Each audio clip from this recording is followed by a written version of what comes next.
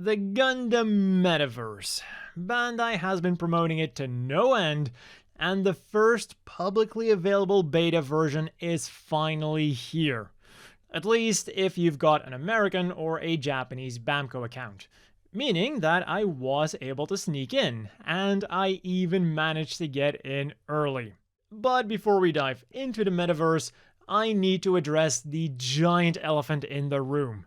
The recommended requirements for this are an i7-10700 CPU, an RTX 2070 Super, and 16 gigabytes of RAM. And if that doesn't immediately tell you anything, these are mind-blowingly ridiculous and bloated specifications for the graphics and content that we're actually getting. If we take their word for these requirements, the Gundam Metaverse, which aims to be more of a social media platform, is harder to run than recent AAA games like Armored Core 6 and the remake of Resident Evil 4. In fact, it's about as hard to run as Cyberpunk 2077 Phantom Liberty and Starfield. So why do the avatars look like they were ripped from a cheap PlayStation 2 game? And the lack of anti-aliasing isn't doing them any favors. To make matters worse yet, the customization is limited to preset characters and preset color schemes. What is cool then is the ability to outfit your avatar with various mobile suit parts. It's silly and looks a bit wonky, but it does have a charm to it, so while the avatars still don't look great, I did eventually end up feeling attached to the little thingy. I'm just hoping that Bandai will seriously expand upon this for the full release. And when I'm loaded into the world, I have a completely different character. And the person next to me has that same character, so it looks like this is definitely a common bug. Fortunately, you can still edit your avatar in the actual metaverse. And before we move on, just take in the sight of this amazing metaverse while keeping these system requirements in mind.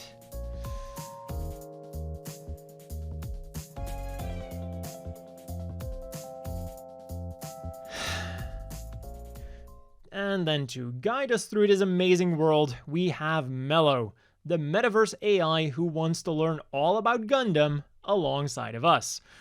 Basically, she gives us the tutorial. These are the controls, go to this place, that's what it's for, go to the next place, rinse and repeat. And as a tutorial, it isn't really the greatest, to be honest, because it doesn't actually point you in the right direction. It just tells you to go somewhere in this world that you've just been dropped into, and there's no arrow to follow or a giant flashing beacon to go to. Again, keep in mind that this is not supposed to be a video game and is instead supposed to be more of a social media thingy. So yes, I did see people who got lost and couldn't find certain points to finish the damn tutorial. And another complaint that I had is that Mello's voice is extremely silent, and there doesn't seem to be an option in the sound menu to just turn up the voices alone.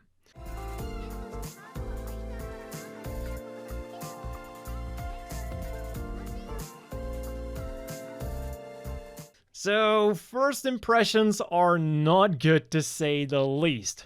But content is king, so maybe that can save the metaverse. What can we actually do that also requires the horsepower of an i7 and a 2070 Super? Spoiler warning, not a lot. You can chat with people, but good luck actually keeping up with the conversation because the chat window can't be open while you're exploring. Fantastic. And in addition to that, you also have stickers that you can send or emotes that you can do in the overworld. And I kid you not when I say that the most fun experience that I had was when someone waved back. Next up then, one of the big things they touted during virtually every promotion for the metaverse was fan-made content. So I manually ran over to the building, saw some pretty cool scanned 3D Gunpla, and a lot of art on the walls. One of which was this really cool looking Cubla Gunpla, and I really wanted to see this thing up close. So I clicked on it, and a completely different picture popped up. I mean, sure, this aerial is also really cool, but I wanted to see the Cubla. So maybe if I hit the arrows, I'll eventually get the Cubla? Nope. Nope. Nope. No. Oh. That's it. Okay, so what if I check out the mass production new Gundam next to it? The same aerial. And for some reason, the game is no longer registering my mouse clicks, so that's awesome too. Let's go upstairs to check out the 3Dified scanned Gunpla. And seeing them like this is pretty cool. So cool, in fact, that the game couldn't handle it and crashed. And in my experience, whenever you enter one of these 3D sections, there is literally a 50-50 chance of the program crashing. I tried to look at the Tyran again later on, and while it did survive a lot longer, it eventually crashed again. So this time, let's ignore the Tyran and go up to the 3rd floor for some Gunpla tips and tricks. And, well, the walls are indeed filled with a variety of Gunpla related content, ranging all from how to take pictures to how to build them. And while you might stumble upon a useful trick here in this sensory overload room, is this really how people consume guides? First of all, I'll typically search for the specific thing that I need help with, and here you have to physically walk around while also being limited to the available information that Bandai decided to put on these walls. And secondly, whenever I have a guide open, it's typically somewhere on my computer screen as a secondary thing. I'll have another video open or music player while I'm doing what the guide told me to do, and then I'll refer back to the guide when it's time to move on to the next step. I'm not going to leave my computer running at full blast while the same song continuously loops while I'm following a Gunpla painting guide from the Metaverse. But let's go next door to see another feature where the Metaverse could really flex its graphical muscles. The Universal Century Museum, where we can find out a lot about Universal Century, and more importantly, check out the 3D dioramas. Basically, they're 3D recreations of famous scenes from the anime, and you're now free to control the camera to see it play out from a variety of angles. It's a fun little distraction, but it again suffers from the same problem. If you're telling me that I need some serious gaming hardware to run this, then these are far below the graphics that I'm expecting. And the event space is the same deal, but instead of Universal Century dioramas, you can see dioramas of whatever the new Gundam thing is at that moment. So right now, that is Gundam Build Metaverse and Gundam Seed Freedom. And you can check out more graphically underwhelming 3D mobile suits at the store. Because one of the big selling points of the Metaverse is that you're able to see a real-life rendition of the model kit that you're about to buy. But fortunately, the real-life counterparts are much less jagged than they appear in here. Other than that though, it's just a really inconvenient storefront that is locked behind heavy-duty hardware.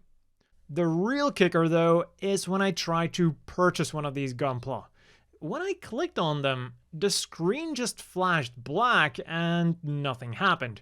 And when I tried it again, it just did it again and again. At first I thought this was just the Metaverse being buggy, but then a thought popped up in my head. They couldn't have.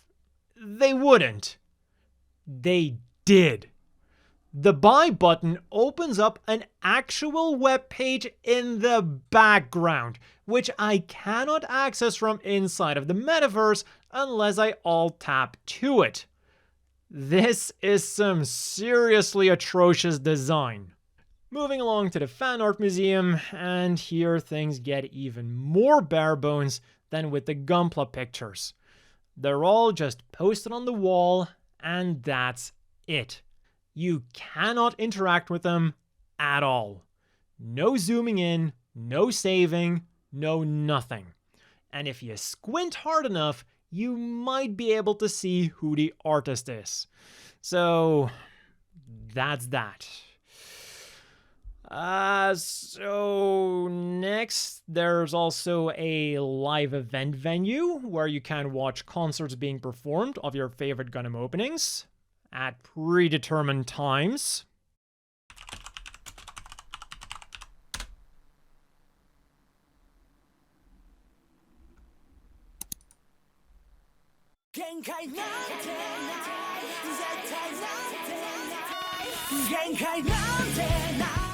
The biggest reason then to get access to the metaverse at the moment is to gain early access to the next 2 episodes of Gundam Build Metaverse. They're streamed twice a day, again at predetermined times. And if those times don't work for you, well, that sounds like a you problem. Maybe if the anime interested me more, I'd go out of my way, but I'll just watch them when they release on YouTube, so I can watch them when I want to watch them. Like, even back in the VCR days, you at least had the option to record something to then watch it when you wanted it. But anyways, you know what's also a staple in modern games? Dailies. So obviously, the Gundam Nothingverse also needed some of those. Every day you can pull 5 digital card-ass cards that are put into your digital card-ass card album that you can then look at. It's like Steam trading cards, except more useless. Because these literally don't do anything else. There's 42 to collect, and, well, since you get 5 a day, I don't think you're gonna have to log in that much to collect them all. That is, if you even want to log in every day. Because that's the biggest thing I noticed with the Mehverse. During this test, I saw everything that it had to offer in less than an hour.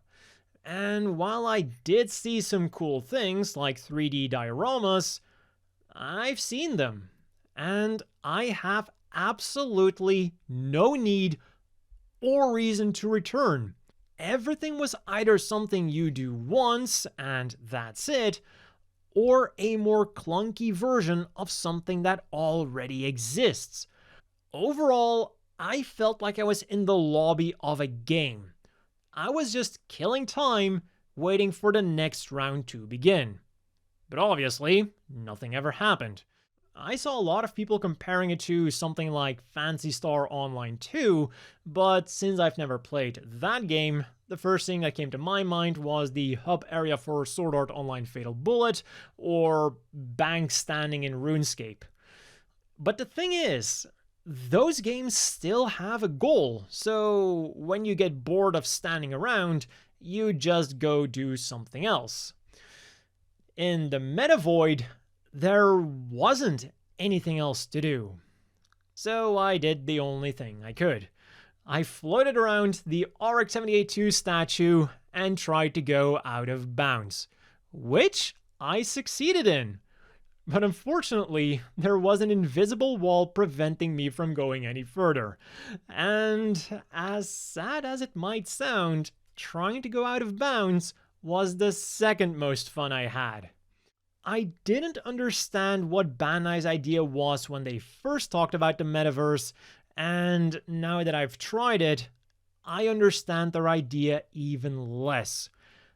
It feels like they're trying to create some kind of all-encompassing social media website for Gundam fans, kinda like Gaia Online or Club Penguin, but instead of making a charming browser-based experience that everyone can experience, they made something that can only run on a pretty damn beefy gaming computer. A lot of people who would be interested in trying out the metaverse now just physically can't, and the people who can run it probably weren't all that impressed with what it was offering.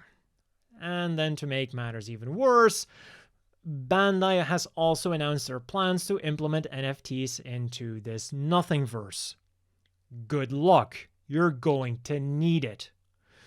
On Twitter, I got asked what my thoughts on the metaverse were, and I didn't even need the length of a Twitter post. I just needed one word. Why? Oh, and did I mention that Bandai supposedly spent $130 million on this?